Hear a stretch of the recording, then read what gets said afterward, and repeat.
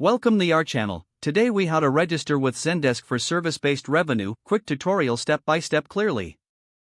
To start, navigate to the Zendesk homepage. Click on the Get Started button. You'll now see different plans available. Choose the plan that best fits your service-based needs. Once you've selected a plan, click on the Start Free Trial button.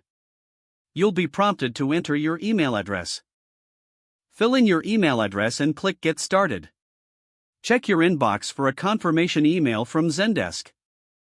Open the email and click on the link to activate your account. You'll be directed to a setup page. Create a strong password for your new account.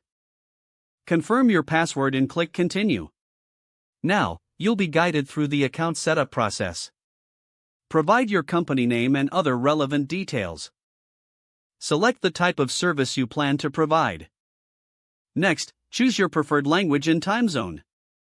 Review your selections and click Submit. Now, set up your support email address. This address will be used for customer inquiries. Once you've added the email, click Continue. You will then be taken to your Zendesk dashboard. Familiarize yourself with the platform's features. Customize your settings for notifications and branding. Explore Zendesk's Help Center for additional resources.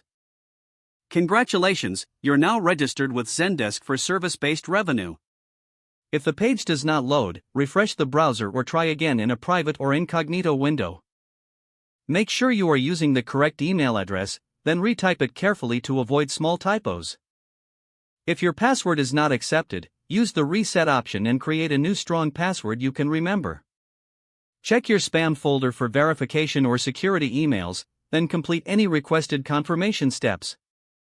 Enable two-factor authentication if available to improve account security and reduce unauthorized access risk. After signing in, review your profile details so your contact information and settings are accurate and current. If you see an error message, note it down and try again after restarting your device and internet connection. Don't forget to like this video and subscribe to our channel for more step-by-step tech guides.